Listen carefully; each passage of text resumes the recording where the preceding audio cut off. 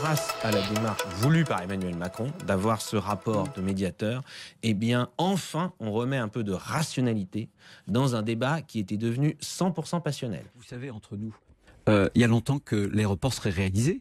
En tout cas, il serait en train de se réaliser s'il n'y avait pas eu les zadistes. D'ici la fin du mois de janvier, c'est dans quelques semaines, sur un projet qui a commencé dans les années 60. Je pense qu'on peut prendre ces semaines-là pour avoir une consultation, notamment des élus locaux, sur cette deuxième hypothèse. Le gouvernement prendra une position. Soyez assurés que nous prendrons une position. Bonjour à tous et bonjour en particulier à François Huguenin ou à Sandra Lèbre qui nous suivent sur le compte Facebook du Figaro et sur la page et sur le site lefigaro.fr.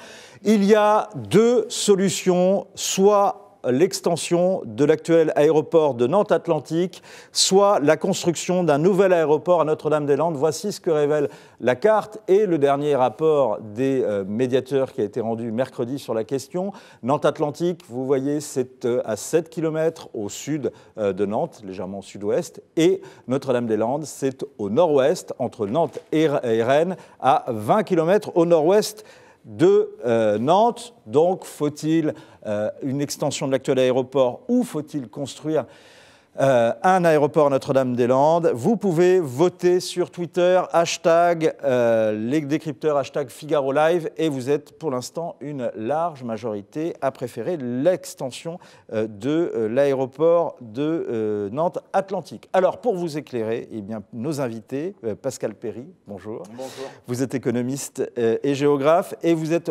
auteur également d'Écologie contre démocratie, une étude sur les phénomènes de radicalité et d'insoumission, et notamment sur cette question, il y en a, on y reviendra en fin d'émission.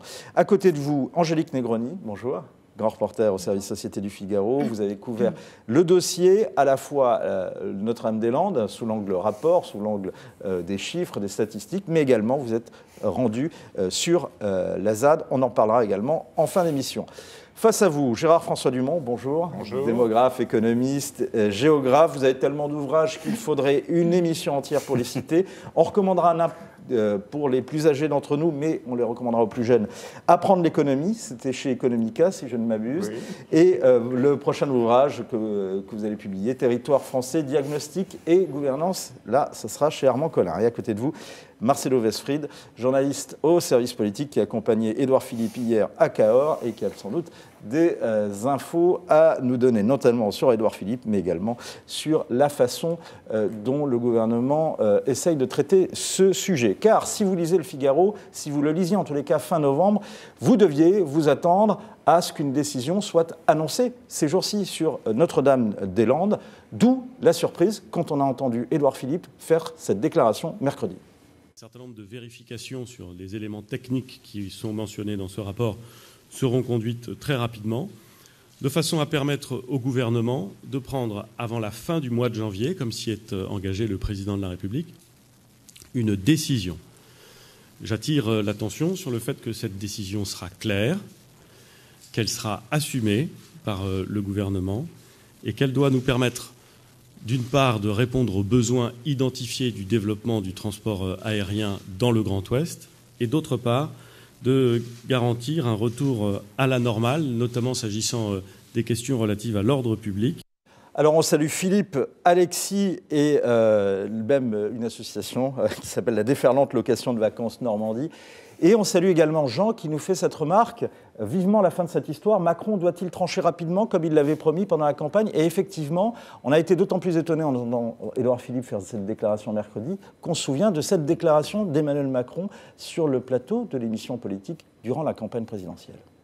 Et j'ai dit, sur ce sujet, on voit bien qu'il y a un problème d'ordre public et que les gens disent on n'a pas regardé toutes les alternatives. Bon.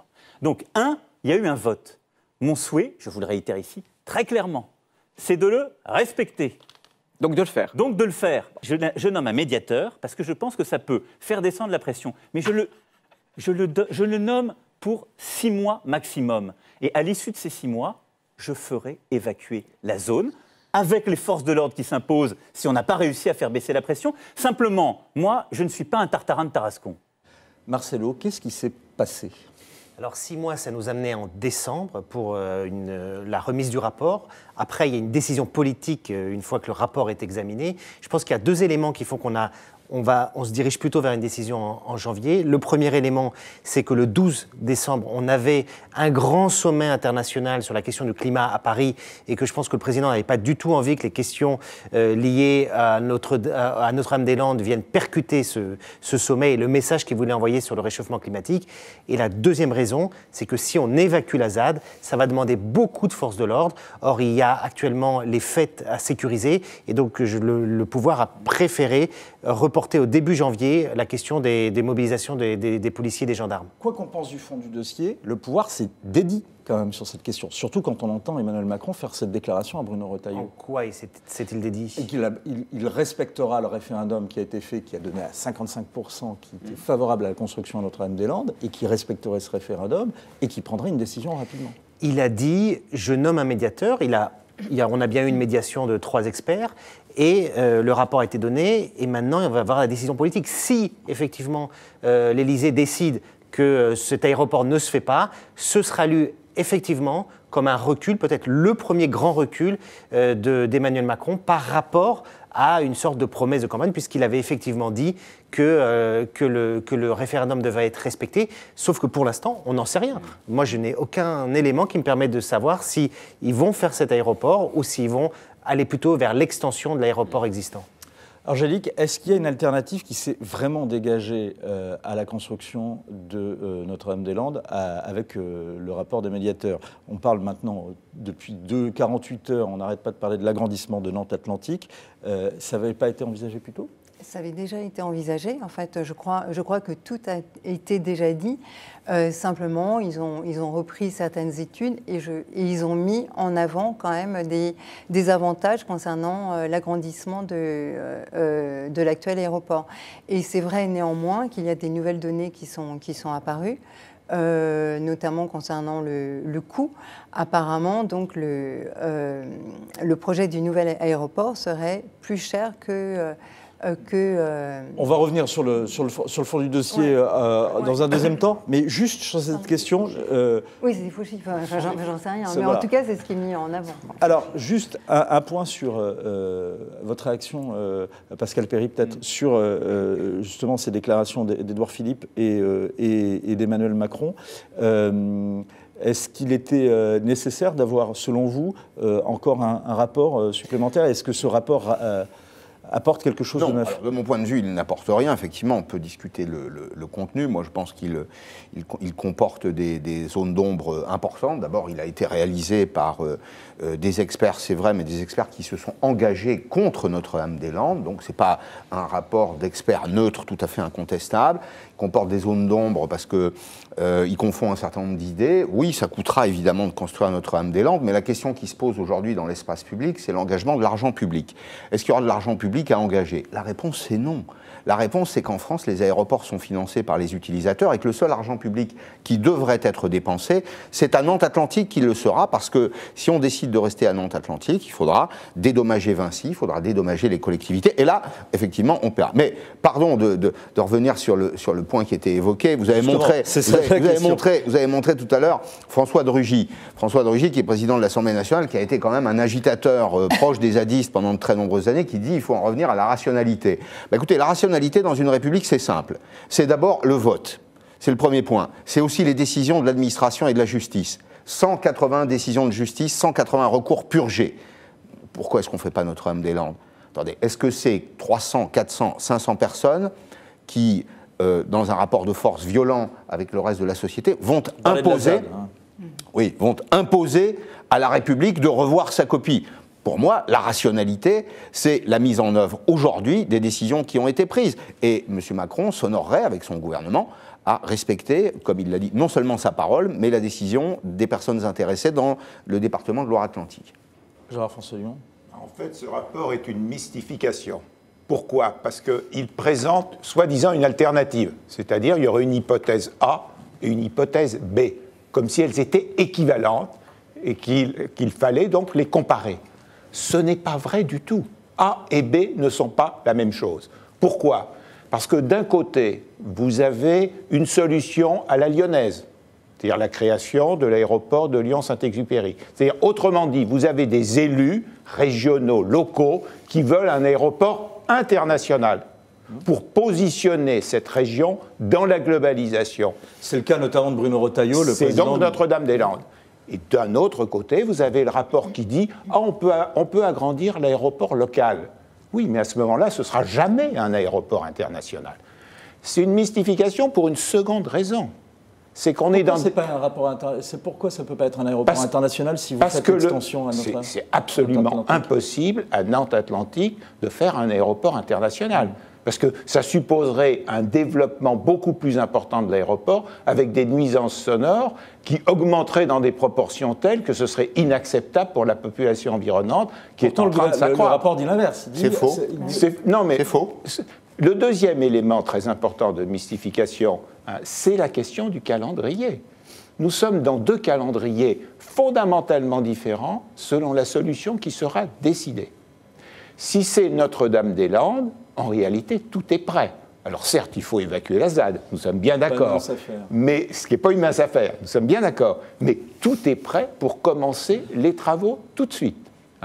En revanche, si on prend la solution de Nantes-Atlantique, il faut démarrer des études préalables, il faut effectivement refaire des déclarations d'utilité publique, il faut exproprier des propriétaires, il faut éventuellement racheter un certain nombre de terrains, etc., parce qu'il y a des gens qui vont se trouver dans des nuisances sonores accrues, et là, nous sommes partis pour une période très longue d'agrandissement de cet aéroport. Alors, faut-il favoriser l'extension de Nantes-Atlantique ou construire un aéroport à Notre-Dame-des-Landes? Vous pouvez continuer à voter sur Twitter, #Figaro Live, #Les Décrypteurs. Vous êtes pour l'instant favorable quand même à la solution de l'extension. Jean-François Joubert nous dit sur Facebook, l'immense majorité des collectivités territoriales est favorable au transfert. La majorité de la population est favorable au transfert. La totalité des décisions de justice est favorable au transfert. Oui. Pourtant, quand on écoute certains élus ou certains dirigeants, comme l'ancienne ministre du Logement Cécile Duflot et l'ancienne et ancienne patronne des Verts, c'est moins simple. On l'écoute. Aucun responsable politique de premier plan, aucun, ne défend en off Notre-Dame-des-Landes. Tout le monde sait que c'est un projet absurde. Simplement, on ne le met sur deux champs. Et vous venez de le dire, donc je vais répondre à votre question. Un, la question de l'autorité de l'État. Parce que maintenant, on va expliquer... C'est pas rien, l'autorité de l'État. Oui, c'est pas rien, mais c'est pas non plus essentiel. C'est-à-dire que l'obstination, c'est pas un signe d'autorité. L'autorité, c'est de faire des choses justes et de se donner les moyens de prendre des décisions justes. Marcelo, c'est ça le problème ? Non, alors là quand même, c'est un peu fort de café parce que la participation des écolos... Oui, tout à fait, c'est un bon café. La participation des écologistes dans le quinquennat précédent avait été encadrée par un accord législatif et programmatique avec les socialistes. Et dans cet accord, il y avait 3 points, dont la question de Notre-Dame-des-Landes. Donc si les écologistes se sont retrouvés aux responsabilités, c'est bien justement... Parce qu'ils avaient accepté la création d'un aéroport à Notre-Dame-des-Landes. Non, c'est parce que justement, parce que justement, il y avait cette question d'y aller mollo sur la question de l'aéroport. Et c'est pour ça qu'aujourd'hui... Il y a les mollo de la part du gouvernement Du gouvernement. C'est-à-dire que, regardez, par exemple, Jean-Marc Ayrault, qui est un partisan farouche de cet aéroport, il a été Premier ministre. Or, sous son mandat à Matignon, l'aéroport n'a pas vu le jour. Donc il y avait une volonté de la part de François Hollande de ne pas accélérer les choses sur ce dossier parce qu'il y avait le rapport avec les écologistes. Donc elle a raison, c'est-à-dire qu'en off, les élus, et en particulier François Hollande, étaient contre. Il y avait des conditions politiques très particulières dans le quinquennat précédent qui ne sont plus du tout en vigueur dans le quinquennat actuel, puisque aujourd'hui, Emmanuel Macron n'a aucun accord, n'a rien à faire d'Europe Écologie Les Verts, qui sont aujourd'hui devenus une formation qui ne pèse plus rien.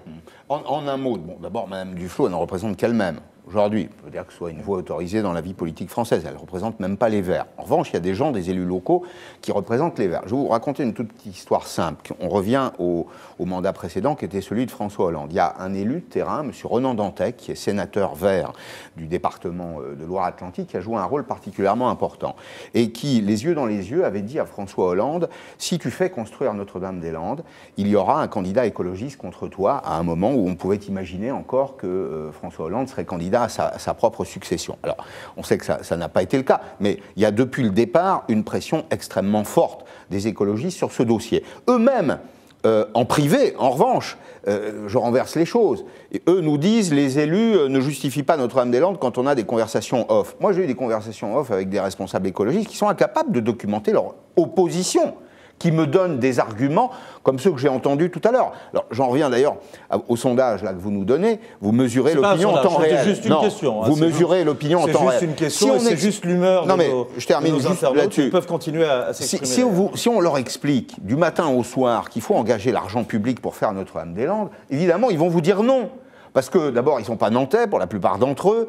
Ils ne sont pas dans le plan d'exposition au bruit. Il y a quand même 30 000 personnes qui sont concernées par le plan d'exposition au bruit aujourd'hui à Nantes et dans sa banlieue. Si on étend en Nantes-Atlantique, ce sera 60 000. Enfin, interrogeons ces 60 000 personnes qui sont les plus intéressées. Après tout, on n'interroge pas les Ardennais sur le viaduc de Millau. Je veux dire, ça intéresse les gens qui vivent dans la région. Vous voyez ce que je veux dire? On est quand même dans un domaine de manipulation de l'information avec des données qui sont fausses, dont celle de l'engagement public. Non, puis ça pose surtout en fait le problème de la décentralisation, parce qu'on a bien une opposition très nette entre un État qui ne fait pas respecter la loi et des élus locaux qui, dans leur très grande majorité, sont favorables à la création d'un aéroport international et ont été élus et réélus à chaque fois pour cet aéroport. Parce qu'il ne faut pas dire, c'est la quasi-totalité des élus locaux, tous les conseils généraux, le conseil régional. Rappelez-vous que Bruno Retailleau... Geneviève qui nous dit, il y a déjà eu une consultation, est-ce qu'en France on est incapable de respecter la volonté des gens? Oui, n'oubliez pas que Bruno Retailleau a été élu président du conseil régional Pays de la Loire, en battant la gauche, dont le candidat était aussi favorable à Notre-Dame-des-Landes. Et donc, en fait, au plan électoral, ceux qui sont défavorables à un aéroport international ont quasiment toujours perdu les élections. Donc, on est dans une situation où, effectivement, il y a la volonté de développement local pour un aéroport international. On peut être pour, on peut être contre. Et puis, un État qui ne va pas respecter 178 décisions de justice. Alors, tous les détails du rapport, on va quand même regarder ça, sont sur le Figaro.fr. On peut quand même en donner les points saillants, notamment le bruit. Alors, d'après ce que disent les auteurs du rapport, ça sera toujours aussi nuisible si on augmentait Nantes-Atlantique, mais ça ne le sera pas plus. On a compris, Gérard François Dumont, que si on passe à un aéroport international avec des compagnies internationales, ce serait plus compliqué que ça. Vous n'êtes pas d'accord? Et à l'inverse, dit le rapport, si on augmente la construction à Nantes-Atlantique, il n'y a pas d'incidence environnementale, en particulier sur la réserve, une réserve d'oiseaux à proximité. Le lac de Grandlieu. Le lac de Grandlieu. Enfin, alors, ça, c'est une affirmation. Il faut bien le dire. Oui, une affirmation, mais on l'avait déjà dit d'ailleurs. Il y a eu un rapport précédent. Parce qu'il faut quand même avoir pris l'avion à Nantes-Atlantique. Là, j'ai l'impression qu'on parle à des personnes qui n'ont jamais pris un avion à Nantes-Atlantique. Je vous posais cette question, mais on ne peut pas prendre le train pour aller à Nantes-Atlantique, par exemple? Mais quand vous voulez aller en Lombardie... Il faut avoir pris l'avion, l'avoir vu survoler le centre de Nantes pour comprendre le problème que pose cet aéroport. Avec des risques aussi en matière de sécurité. Alors c'était l'argument d'ailleurs des ailes de l'Ouest, qui est la grande association favorable à la construction de Notre-Dame. Là-dessus. Vous êtes dans la région, c'est la géographie pure et simple, c'est pas compliqué à comprendre, vous êtes dans la région qui est la plus à l'ouest en Europe. Cette région, c'est un bassin économique. Il y a une industrie de la pharmacie, de la chimie, du bâtiment, il y a des sous-traitants d'Airbus, d'Ariane Espace, navigation de plaisance, agroalimentaire. Ce sont des gens qui vivent avec les grandes zones économiques en Europe. Ils ont besoin d'être liés à la Lombardie, ils ont besoin d'être liés à la Ruhr, aux régions du nord de l'Angleterre. Vous y allez comment? Vous y allez en train? Non, moi j'y vais en avion. Donc, quand on dit aéroport international, ça ne veut pas dire qu'on va aller au Japon, en Chine ou ailleurs. Ça veut dire qu'on a besoin d'une plateforme qui soit susceptible d'accueillir d'abord la croissance du trafic, c'est 6% par an, mais aussi qui connecte ce territoire aux régions jumelles, si vous voulez, aux cousines dans le domaine économique. Question que je pose à vous, qui êtes des spécialistes des territoires et des géographes, est-ce que, par exemple, dans le fait que Paris prenne du temps à prendre une décision sur Notre-Dame-des-Landes, il y a peut-être une résistance du pouvoir central par rapport à une décentralisation et à une autonomie que pourraient prendre les régions? C'est vrai que nous sommes dans une période historique de recentralisation. Donc si l'on prend toutes les décisions de l'État sous les précédents quinquennats également, toutes les décisions sont des décisions de recentralisation. L'autre élément je ne sais pas. Mais on évoque le fait que l'État envisage de vendre au privé, notamment l'aéroport de Roissy. Or, il est clair que la création d'un aéroport international à côté de Nantes, il concurrencera forcément d'autres aéroports européens existants. Et donc, nous avons des aéroports qui sont contre la construction de cet aéroport. On va écouter quand même les médiateurs, certains d'entre eux donc, qui sont exprimés mercredi après la publication du rapport, et notamment sur la question du coût. On en reparle après les avoir écoutés. On constate que le transfert à Notre-Dame-des-Landes est plus coûteux que celui du réaménagement de Nantes-Atlantique. Michel Badret vous a donné une fourchette entre 250 millions et 350 millions d'euros. Et ceci sans compter, c'est très difficile de donner ces chiffres, l'indemnisation éventuelle en cas de résiliation qui pourrait être versée à Vinci. Alors justement, sur la question du coût, est-ce qu'on en sait un petit peu plus aujourd'hui ? En fait, le rapport... C'est-à-dire qu'on répète, ce que dit Anne Bocquet, c'est que d'un côté, a priori, 250 millions à 300 millions moins cher si on continue, si on fait l'extension de Nantes-Atlantique, mais on ne sait pas ce que coûtera le remboursement à Vinci, qui est le concessionnaire de Notre-Dame-des-Landes. Alors d'abord, l'agrandissement de Nantes-Atlantique, c'est un coût du foncier évidemment beaucoup plus élevé que le foncier de Notre-Dame-des-Landes. Donc, quand vous dites, deuxièmement, ce qui est complètement oublié, c'est que les collectivités territoriales ont investi pour la construction de Notre-Dame-des-Landes. Elles ont dépensé de l'argent, elles ont créé des syndicats mixtes. Donc le manque à gagner n'est pas calculé dans les rapports. Il n'est pas calculé dans le rapport. Or, les collectivités territoriales peuvent bien se retourner contre l'État. Vous avez pris une décision contraire à toutes vos décisions antérieures. Je demande le remboursement des investissements que j'ai assumés. Du reste, elles ont déjà annoncé qu'elles se retourneront contre l'État. C'est-à-dire qu'effectivement, s'il y a un abandon du projet de Notre-Dame, elles annoncent qu'elles demanderont à être dédommagées, c'est clair. Parce que ce sont les contribuables qui ont payé, les contribuables locaux qui ont payé pour la réalisation de cet aéroport international. À Notre-Dame-des-Landes. Donc on ne peut pas dire que c'est un engagement privé alors dans ce cas-là. Si, attendez, il y a deux choses. Non. L'argent, alors d'abord on a engagé des projets, effectivement. Quand le syndicat mixte aéroportuaire est créé, il l'est avec de l'argent public, bien sûr. C'est les collectivités, il y a un peu de la mairie, du département. Local, des collectivités locales. Un peu de la mairie, du département, un peu de la région, etc. Local. Très bien. Ensuite, un aéroport, il est financé par les redevances passagers. Alors vous pouvez me dire que c'est de la fiscalité déguisée. Oui, si vous voulez. Il n'empêche que ce sont des gens qui utilisent l'aéroport, qui utilisent l'infrastructure, qui payent son financement. Mais dans la partie investissement, il y a un concessionnaire. Le concessionnaire, on lui donne le dossier, on lui dit, voilà, à charge pour vous de construire, c'est une sorte de partenariat public-privé, à charge pour vous de construire l'édifice, et puis vous remboursez ensuite sur un contrat d'exploitation. Et c'est le passager qui paye. Pardonnez-moi, je vous coupe. Lucie nous demande, y a-t-il trop d'argent en jeu qui empêche les négociations ? Non, ce n'est pas une question d'argent. Non, mais ce que dit Pascal Perry est très intéressant, parce que vous allez dans les pays les plus sous-développés du monde, et vous avez des aéroports flambant neufs. Pourquoi ? Parce que c'est cette invention extraordinaire qui est de faire payer les aéroports par ceux qui les utilisent à travers les taxes aéroportuaires. Alors vous ne les voyez pas, parce que quand vous achetez votre billet d'avion, il n'y a pas écrit dont tant de taxes aéroportuaires. Et donc partout dans le monde, vous voyez des aéroports qui s'agrandissent. Chez les partisans de Notre-Dame-des-Landes, justement, le rapport également a donné un autre argument, en tout cas à l'ancien Premier ministre Jean-Marc Ayrault, et je vous propose de l'écouter. On est à 5 millions de passagers à Nantes-Atlantique. Et les rapporteurs, les médiateurs d'ailleurs, reconnaissent que, comme nous, qu'on sera dans les 20 ans qui viennent à 9 millions de passagers. Est-ce qu'une situation qui est déjà insupportable pourrait être compatible avec un trafic aussi important ?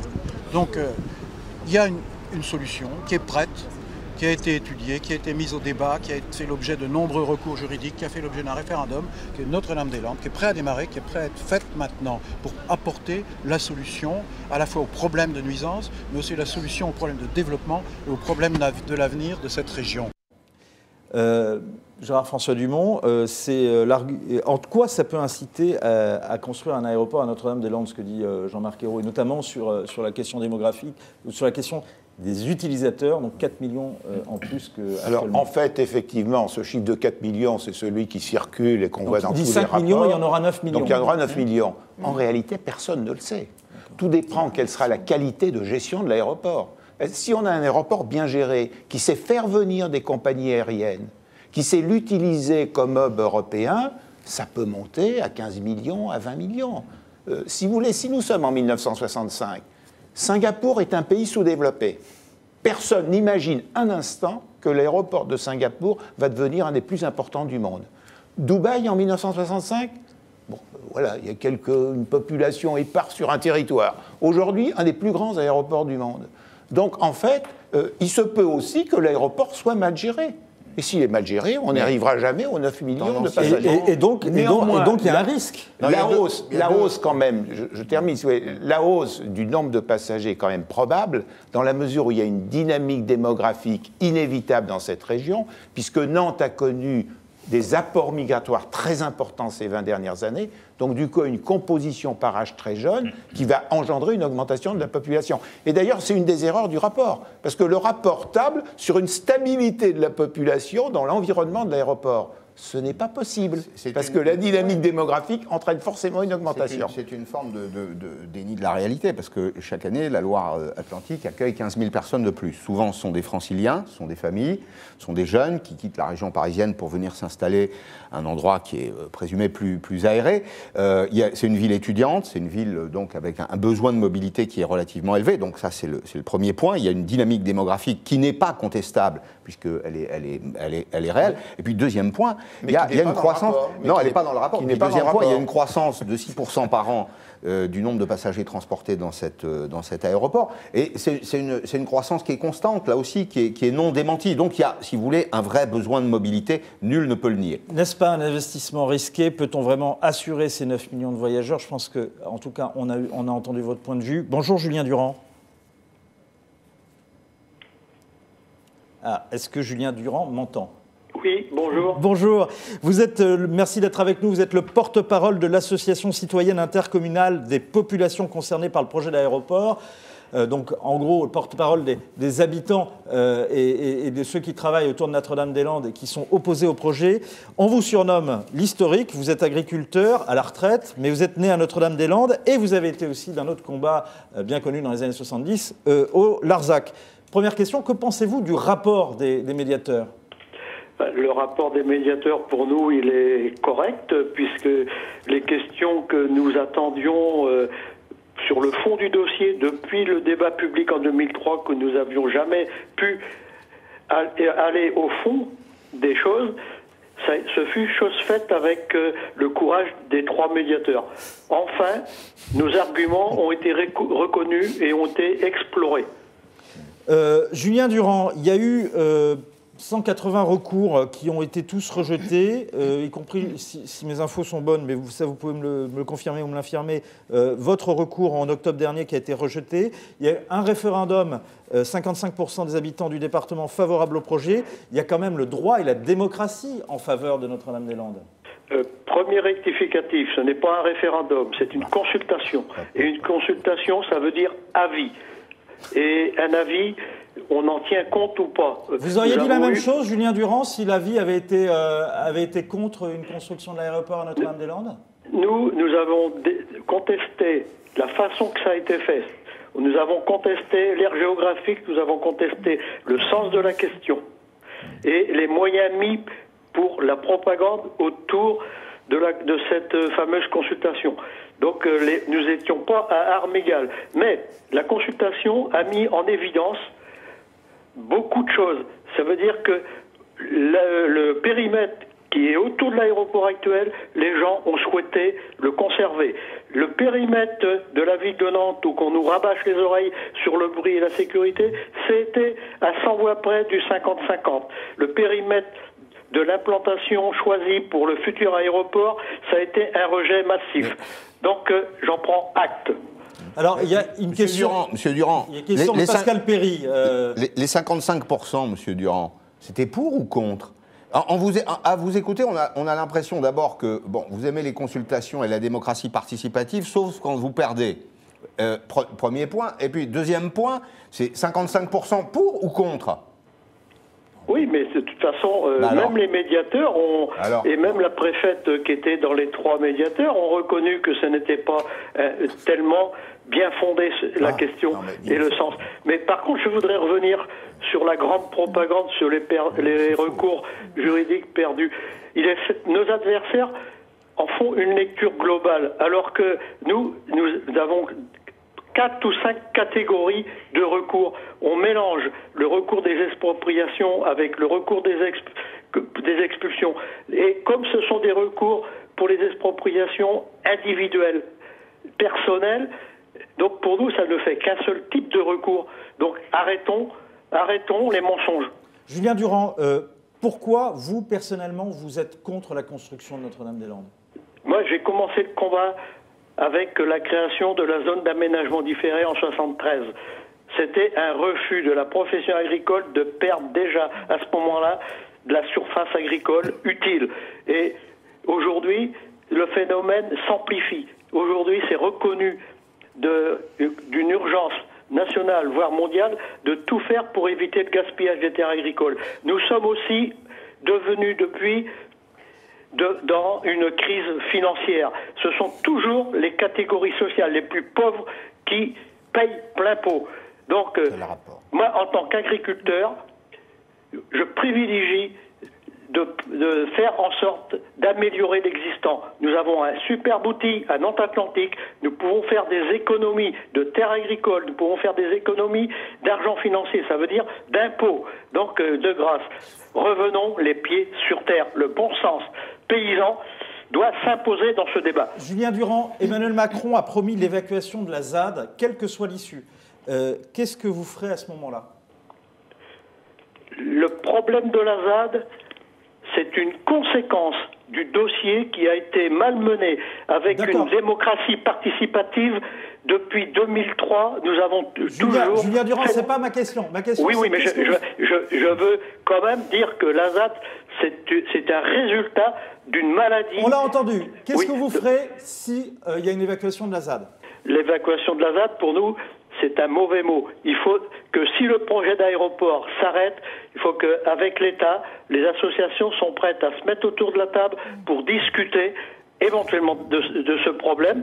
Mais la population aujourd'hui a accepté cette présence. La présence de la ZAD n'est ni plus ni moins. On a vu quand même, Julien Durand, on a vu quand même des gens qui avaient leur propriété qui était favorable à Notre-Dame-des-Landes, qui ont été tagués, qui eux n'étaient pas favorables à la ZAD. Ouais. Ça c'est l'affaire Lamis, qui a été montée en épingle. Aujourd'hui, vous allez voir cette magnifique propriété qui est en bordure de la ZAD avec une partie de la tenue maraîchère qui a été expropriée. La maison, elle est propre. Il n'y a pas de poubelle, il n'y a pas de tag, donc vous pouvez venir. Donc par rapport à ça, je ne cherche pas à minimiser ce qui s'est passé ou ce qui peut se passer, mais ce n'est ni plus ni moins ce qui se passe dans la société actuelle. Mais quand on est à Notre-Dame-des-Landes, on montre ça en épingle. Quand nous sommes dans les banlieues, notamment à Nantes, je demande à la maire de Nantes de me dire, il y a des zones où que même la police ne va pas à Nantes. Alors, juste ça sera ma dernière question, Julien Durand. Il y a un certain nombre d'informations qui remontent sur lesquelles une partie des zadistes sont armés. Qu'est-ce que vous leur dites? Quel est le message que vous leur adressez? Le message il leur a été adressé, et nous, en tant qu'association ASIPA, on leur a adressé le message depuis déjà 6 mois, qu'il faudra se mettre autour de la table, Est-ce que vous pensez que des gens armés, ça suffit pour ça? Non, ils ne sont pas forcément armés. Là, je ne peux pas dire, j'ai pas vu. Mais par contre, ce que je sais, c'est que c'est vrai qu'il y a des éléments, comme dans toute la société, qui sont plus ou moins radicalisés, pour diverses raisons. Donc, le jour que le projet d'aéroport sera définitivement arrêté, je pense, et je fais que nous, en tant qu'ASIPA et en tant qu'association, on fera tout pour que, petit à petit, progressivement, le droit reprenne sa place sur cette zone. Eh bien, on suivra ça avec vous. Merci beaucoup, Julien Durand, d'avoir été avec nous. Je rappelle que vous êtes le porte-parole de l'association des citoyennes intercommunales des populations concernées par le projet d'aéroport. Ça mérite de donner le titre en entier, parce que c'est vrai qu'il y a un engagement très fort contre Notre-Dame-des-Landes dans les populations concernées. Cette association a fait des conférences de presse, il faut que vous le sachiez, avec des zadistes masqués et des gourdins. Bon, Monsieur Durand ne peut pas nous raconter qu'il ne sait pas qu'il n'y a pas d'armes. On verra ça avec lui, Pascal Perry. Juste, il y a une chose, on a compris que vous n'étiez pas d'accord avec Julien Durand. Il y a juste un argument que donne Julien Durand, c'est qu'il est agriculteur. Il y a des terres agricoles. Et c'est une question qui revient souvent sur les chats, qui revient souvent sur les forums. C'est qu'il y a, à chaque fois qu'on construit, qu'on bétonne, on supprime des terres agricoles, Gérard-François. Non, mais écoutez, il faut quand même étudier l'ensemble des territoires français pour répondre à cette question. Ce n'est pas 16 hectares et demi à Notre-Dame-des-Landes qui est le problème.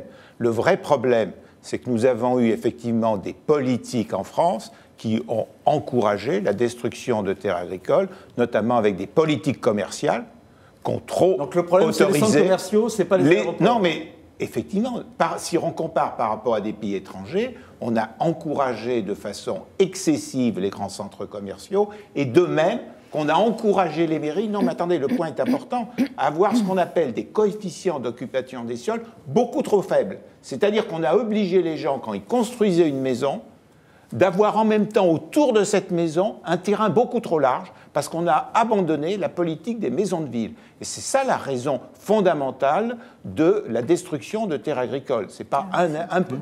L'habitat et les centres commerciaux. L'habitat et les centres commerciaux. Il suffit de parcourir la France pour s'en rendre. L'autre point quand même qui est très important, c'est l'affaire du référendum consultation. Parce qu'il faut se replacer à l'époque où il a été fait en 2016. Tout le monde pensait que le non allait l'emporter, à commencer par le président Hollande, qui a organisé ce référendum en espérant que le non allait l'emporter, et comme ça lui a enlevé une épine du pied. Alors, il y a un autre phénomène qu'on a abordé, c'est celui de la ZAD. L'opération d'évacuation sera délicate, c'est ce qu'indique le rapport, c'est ce que craignent en tous les cas les médiateurs dans leur texte. Angélique Negroni, vous y êtes allée à plusieurs reprises. Comment ça se passe d'ailleurs sur la ZAD, et pourquoi ce serait dans la ZAD, pourquoi ce serait délicat? Ce serait délicat parce que déjà, le site est très grand. Hein, il fait 1500 hectares. Oui, voilà, 1500 si on tient compte du périmètre de la DUP. Un ordre de comparaison, c'est grand comme quoi? C'est grand comme une commune moyenne en France. Une commune moyenne en France, c'est 1500 hectares. Donc voilà, donc c'est du bocage. 3 km sur 5 km. commune, ça te parlera peut-être. 3 km sur 5 km. Ouais, voilà. Oui, non, c'est grand. C'est grand. Ils sont 200, 300 disséminés sur ce terrain. Donc il y a un noyau dur qui est là en permanence, et puis un petit peu, il y a des gens qui viennent s'agréger à ce noyau dur, qui partent, qui viennent, etc. Mais en permanence, là, même par mauvais temps, ils sont quand même là, et des gens arrivent. Donc toute la difficulté pour les forces de l'ordre, ce sera de tenir ce vaste périmètre. Les gens, effectivement, pour certains, sont armés, et surtout s'il y en a 200... Il y a une opération d'évacuation qui a été décidée par Manuel Valls, qui a lamentablement échoué. Oui, absolument. Il y avait 1200 personnes, gendarmes, policiers qui étaient déployés sur zone, et finalement, ils ont échoué. Est-ce que, Marcelo, il n'y a pas une crainte au ministère de l'Intérieur ou bien au gouvernement d'avoir dans la ZAD ce qui s'est produit à Sivins, c'est-à-dire la mort d'un zadiste, d'un manifestant? C'est une référence, c'est une obsession. Il y a un ministre qu'on a vu cette semaine qui nous disait... mort accidentelle, d'après pour l'instant, ce que révèlent les éléments d'enquête. On sait qu'il y a une polémique sur la question. Je vous disais, un membre du gouvernement qu'on a vu cette semaine qui nous disait expressément ça, c'est-à-dire si jamais il y a un mort ou 2 morts, 3 morts au moment d'une évacuation, on ne retiendra que ça, et ce sera impossible derrière de, par exemple, construire l'aéroport Notre-Dame-des-Landes. Est-ce qu'il y a un changement avec Macron? Est-ce qu'il prendra ce risque à l'inverse de ses prédécesseurs? C'est ce que préconise notamment Philippe de Villiers, qui est pourtant opposé à l'aéroport, mais qui lui dit qu'il faut d'urgence évacuer la ZAD. Alors, le président l'a annoncé de toute façon, ça, il s'est engagé, puisque qu'il y ait construction ou qu'il n'y ait pas construction... Il a dit qu'il respecterait également le référendum. Mais là, vous avez entendu tout à l'heure votre interlocuteur, M. Durand, lui-même, qui est pourtant contre cet aéroport, n'est pas très clair sur le thème de savoir si les zadistes resteraient ou non sur place en cas d'abandon de ce projet. Négocier, en fait. Donc, on voit bien le problème, c'est qu'il peut de toute façon y avoir une zone enquistée, on va dire, avec des gens qui en font une sorte de république un peu à part. Et donc là, c'est quelque chose d'inenvisageable pour Macron, qui a mis la question de l'autorité comme une de ses valeurs un peu emblématiques. Donc alors, je ne les vois pas reculer là-dessus. Il a été défié, notamment Emmanuel Macron, par Bruno Retailleau, qui est revenu sur la question hier. C'était, si je ne m'abuse, chez nos confrères d'RTL, on l'écoute. Vous savez, entre nous, il y a longtemps que l'aéroport serait réalisé. En tout cas, il serait en train de se réaliser s'il n'y avait pas eu les zadistes. Évidemment, c'est ce chantage à la violence qui fait qu'aujourd'hui, on est en train de reculer. Alors, c'était nos confrères d'Europe 1, je m'en excuse. Et surtout, Bruno Retailleau ajoute, s'il n'y a pas l'évacuation de la ZAD, ça peut être un modèle de sécession. Est-ce que ce n'est pas un peu excessif? Non, ce sera, alors moi j'ai une autre formule, vous allez peut-être la trouver un peu hardie, mais ce sera le Saint-Jacques de Compostelle des décroissants.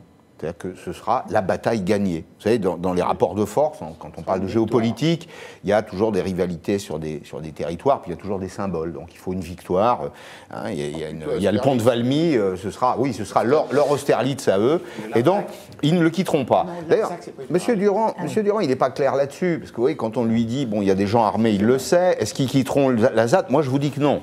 Et pourquoi? Parce que quand on regarde qui est dans la ZAD, il faut être très honnête sur ce point. Il y a des gens qui sont des militants écologistes sincères, des jeunes gens qui ont une super formation.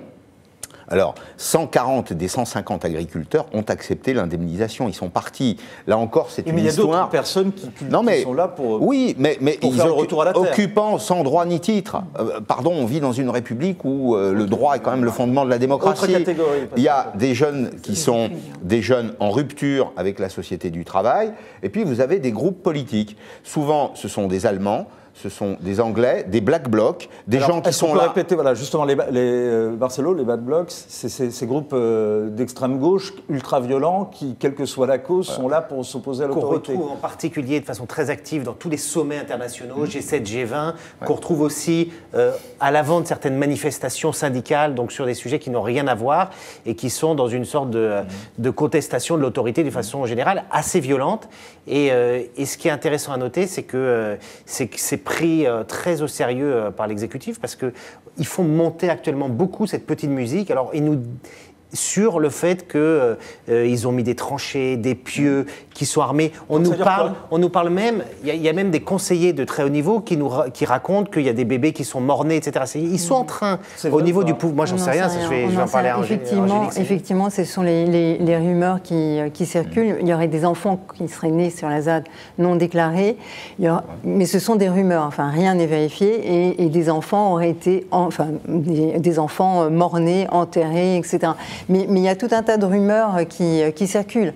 Donc, vrai ou faux. Alors, évidemment, comme il y a deux camps qui s'opposent, il y a une partie de la population qui est excédée par les zadistes, etc., qui vont raconter tout un tas de choses. Enfin, également, il y a un fort trafic de drogue, que tous les jeunes du coin viennent maintenant prendre de la drogue là-bas. Donc, à la rigueur, même maintenant, on décrit des scènes qu'on pourrait voir en banlieue. Donc, on parle de gros cylindrés noirs, etc., qui traversent la ZAD, comme si maintenant il y avait des gros trafics, des gros caïds de drogue qui s'étaient installés là-bas. Bon voilà, donc je pense qu'il y a pas mal d'intoxication également de part et d'autre. Revenir parce qu'en ce moment on compare beaucoup Notre-Dame-des-Landes avec le Larzac. Nous sommes dans deux réalités totalement différentes. Pour deux raisons. La première raison, c'est que le Larzac, c'était un camp militaire. Notre-Dame-des-Landes, c'est un projet d'aéroport international. Donc, d'un point de vue des conséquences économiques, ça n'a rien à voir. Et la seconde raison, c'est que le Larzac, c'était avant la décentralisation. Donc, c'était un simple rapport entre l'État et les agriculteurs locaux. Là, on est après la décentralisation. Et donc, le rapport principal, il est entre l'État et des territoires qui ont envie de se développer. Alors, êtes-vous favorable plutôt à une extension de Nantes Atlantique ou plutôt à la construction de Notre-Dame-des-Landes? Je suis désolé, messieurs, mais je suis désolé pour vous. C'est pour l'instant nettement en faveur d'une extension que se sont exprimés les internautes. Il y a également plusieurs communautés qui sont mobilisées sur Twitter. Mais en tout cas, on a un peu les idées plus claires grâce à vos informations, grâce à vos analyses. Merci également à Julien Durand qui était au téléphone avec nous. On continuera d'en parler puisque la prochaine étape, c'est autour du 18 janvier, 18 février. Fin janvier. Normalement, la déclaration d'utilité publique tombe le 8 février 2018. Donc la décision devrait être prise. Il y a plusieurs dates qui tombaient, donc on parlait du 18 janvier, d'autres 18 février. C'est le 8 février que tombe la déclaration d'utilité publique. Merci beaucoup. L'émission est à retrouver en replay sur Figaro Live, dans onglet Les Décrypteurs. Dans quelques minutes, le talk. Yves Tréhard reçoit Denis Thuriot, le maire La République En Marche de Nevers. Et on se retrouve très vite cet après-midi et ce soir sur Figaro Live. Vous continuez à rester sur la page d'accueil du Figaro.fr. Merci.